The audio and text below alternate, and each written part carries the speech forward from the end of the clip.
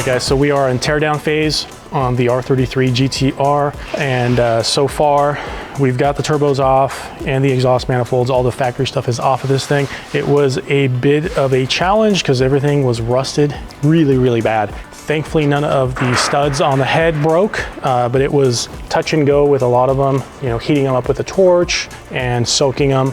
So besides all that, we've got everything cleaned up really good, and the block was really nasty, just surface rust of iron. So we cleaned all that stuff off, and then we also prepped and painted this side of the block. So everything looks really nice and fresh in there. It'll be easier to see the block with our new setup, so taking another step to make things a little nicer and prettier. So we will be ready for our manifold, but you know, as most of the RB guys know, besides the really bad gasket, I mean, look at this thing. That thing was ready to go, but you can see how the inlet of the turbine housing is blocked off. So, you know, again, this will help with pressure to get the turbine to spin, but it isn't gonna help with volume. So obviously we're gonna be not having to worry about that, and we'll be putting this beauty in there next. So what we're just waiting on right now is we got ourselves some titanium exhaust manifold studs to replace the factory stuff. We don't need those old studs that some of them survived to break on us. So we're gonna go ahead and replace all that, replace of course our exhaust manifold gaskets, and start putting on the pretty stuff. All right, guys, so we are continuing on our R33 single turbo project. So far we've got the factory twins out, we've got the plumbing removed, and we are just mocking up and test fitting everything at the moment. So we've replaced a few of the power steering lines, and we are looking to see where the exhaust manifold runners are getting really close to some of the factory lines. So we've got the AC lines protected, some of the power steering and brake lines, and some wiring. So we've only got 2 nuts securing the exhaust manifold in place to the head, and we're about to pull it off right now, get some of our fittings. We have our oil drain fitting in the block. That was a little bit of a battle to get off, but all in all, going really smoothly so far. So we'll pull this off, we'll do a little bit more heat shielding, and then hopefully we'll be able to get our turbo test fit, and we'll go from there.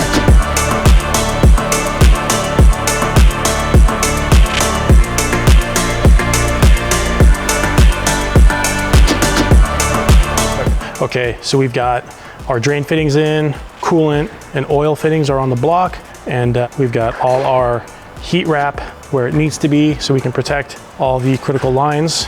And so we should be able to get this bad boy in and have it stay bolted to the head now, and we will start test fitting our turbo next. All right, guys, so we're just getting our turbo mocked in place, get a lay of the land, make sure we don't have any additional things we need to address to make fitment better. So it's pretty good overall, pretty happy with that. It's just gonna be a matter of routing all our lines and getting everything hooked up, and playing with the downpipe and the external wastegates after this. Slowly but surely, it's looking good.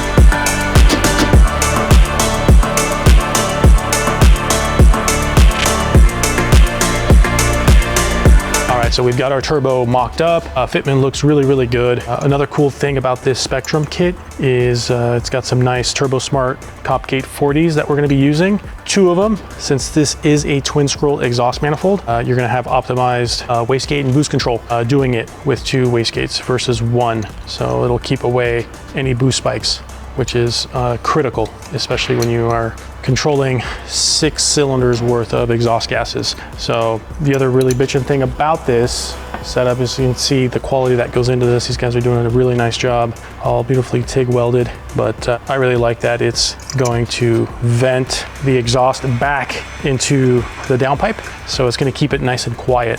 So external wastegates vented to atmosphere can get a bit annoying unless it's a race car, but it just makes it difficult to tune the car. Can't really hear a whole lot. It's just running it like an open header, and then when you're driving it, you know, all you hear is just super loud uncorked exhaust. So really cool.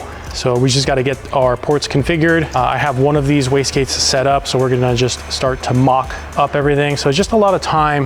You know, you just don't throw all this shit together. You got to really take your time to mock everything up and get your best fitment. And then we got to think about how we're going to run our wastegate lines, make sure we're not crashing into a bunch of stuff, make sure that we also protect it with the appropriate heat materials, because again, we are really right there up against the runners, the turbine housing, the downpipe, So we gotta make sure we really pay attention to how we route it and make sure we protect those hoses. All right, so yeah, we'll get going on this stuff.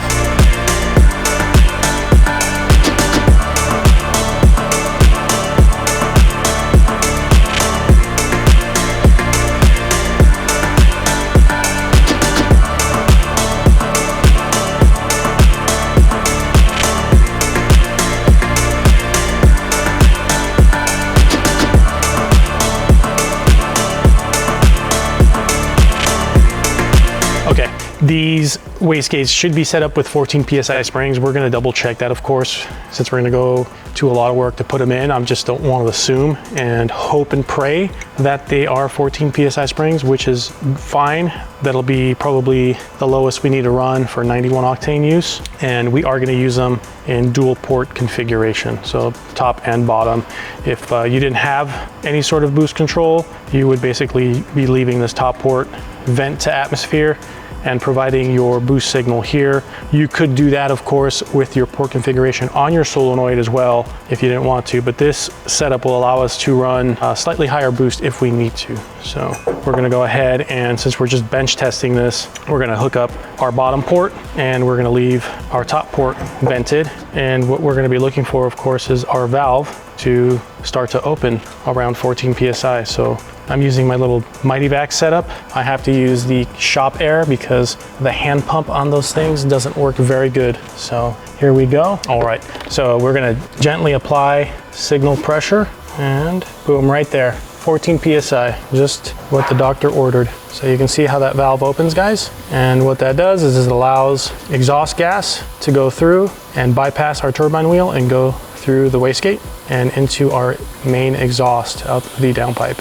So that one checks out. We can say with confidence that this is opening at 14 PSI. And again, this is just, you hope and pray that the manufacturer has done their job, but you don't know if on that particular day, maybe they missed the second spring, because there's 2 springs in this. You don't know who was assembling the thing. So it's always a good idea to double check, make sure you don't have a blown out diaphragm. Sometimes things happen on assembly, right?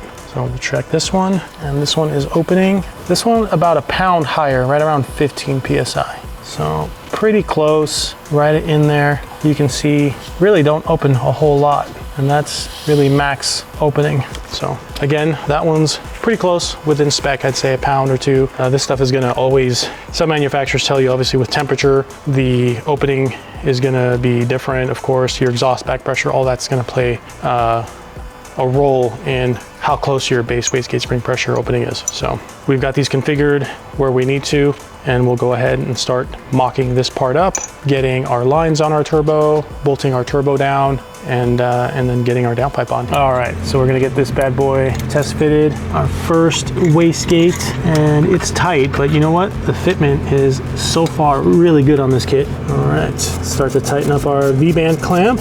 Just get it a little snug and make sure we have this thing seated correctly, flat against our flange. Sometimes these things get cockeyed on you.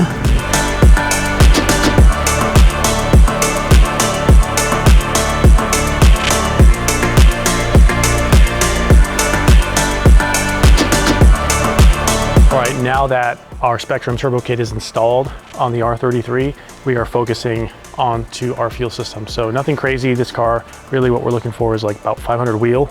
We are going to be running a Haltech Elite, and it is going to be set up to run E85. So it will be a flex fuel vehicle. So what we've got here, guys, is we have the Radium fuel rail for the RV26, and we are using the ID 1050 injectors, and we've also got the Radium direct mount regulator. So this guy is going to go right on to the fuel rail, really makes it easy.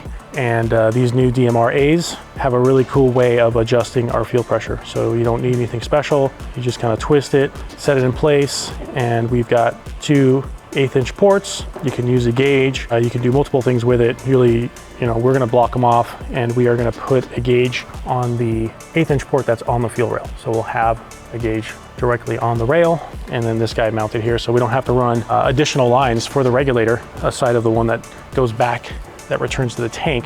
So this makes it really nice, really clean little setup that Radium has going for the RB engines. So we'll do that next. We'll get our fuel lines plumbed, and then we're gonna focus on our fuel pump, followed with our Haltech installation. All right, so we have our wastegates all set up. Again, we're using 2 external gates in the twin port configuration, and we're gonna be having the Haltech do all our boost control using a rotary trim dial, but you can kind of see here, guys, we've got everything plumbed up for the twin port setup that we're gonna be running. What's really cool about this stuff, guys, is we can clock our regulator wherever we need it. So you're not fixed by the position of the nut and the fitting that secures it to the rail. So it really makes it nice to get it right where you need it. So we're just tightening it down. We've just applied some lubricant to the O-ring. And once we get this tight, we'll bolt the rail back in. But yeah, check that out, really cool.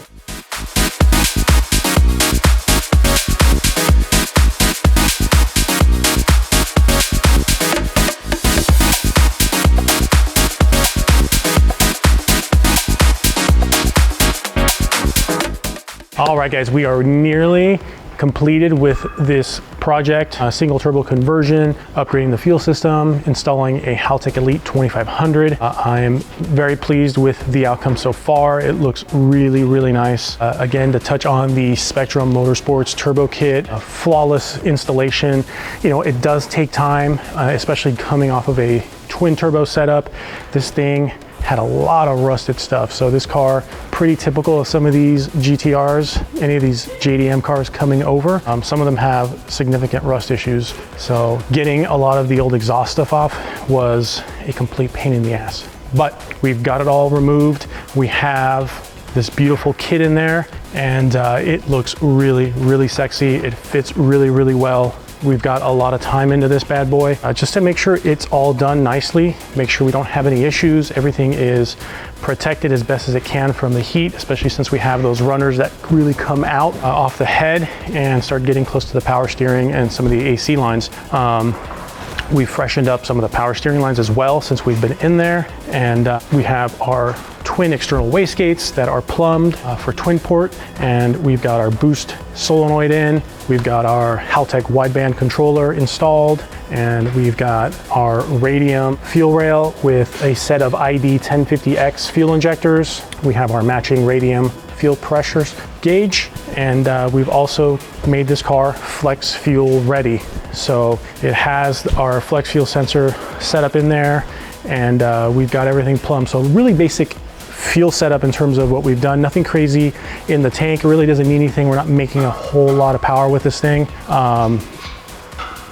We've got the Walbro 267, the 450 in there, and in the factory assembly it fits really, really well. It doesn't take a lot to get that to fit nice.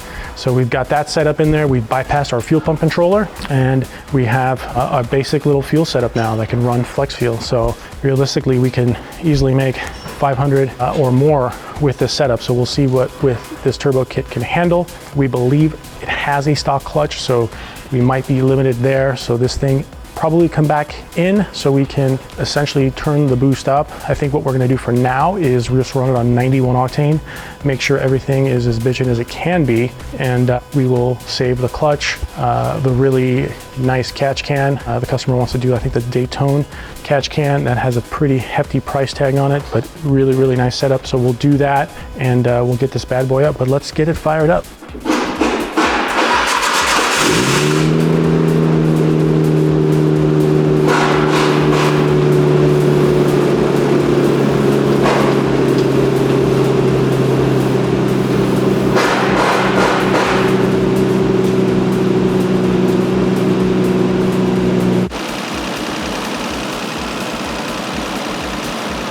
All right, so we've got this bad boy purring.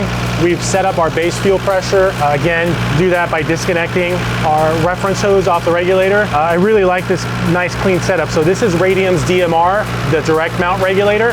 You'll see that your adjustment, you can do it all by hand. And we have just enough room to fit this bad boy, and it's not interfering with our coolant temp sensor, but you can see how nice, clean install this is. So we don't have to have a regulator that's remotely mounted anywhere. It can just be mounted directly to the rail, which is really makes for a clean install. So we've got this bad boy dialed in, 43.5. Base fuel pressure, that's gonna be a little bit lower, of course, because we have our vacuum against the regulator. So all this stuff is working exactly as it needs to. We put in our cam trigger kit on this bad boy, and so it takes the throttle really, really well. So we did install the 4-bar Haltech Motorsport map sensor. Not that we need it, but plenty of headroom if the customer ever wants to go nuttier with it, make a lot more boost on a built motor. So yeah, it sounds great.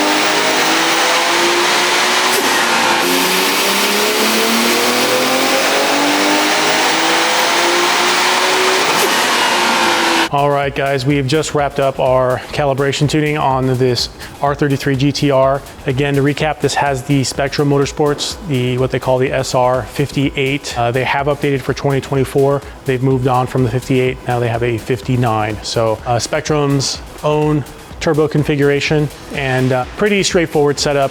Stock RB, nothing too crazy. Upgraded intercooler, upgraded Grady intercooler piping, and the rest of it basically has the Spectrum parts. So we've added, of course, the Haltech Elite 2500 and our fueling upgrades that we went over that you'll see on our install process. And this thing did pretty good overall. Nothing wild. I mean, we're still on a stock clutch, but on 91 we did really well, and we were able to run 85 on that clutch as well. So we were worried the clutch was gonna be a problem, and thankfully, you know, because the RBs don't make a crap ton of torque, this thing was able to hang in there.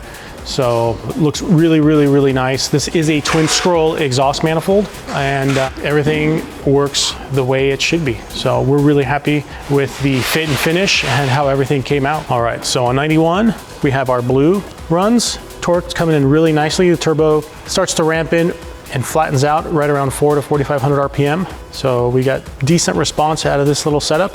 We're almost making 400 wheels. We made 391, 18 pounds of boost. So we were able to get away with that on 91.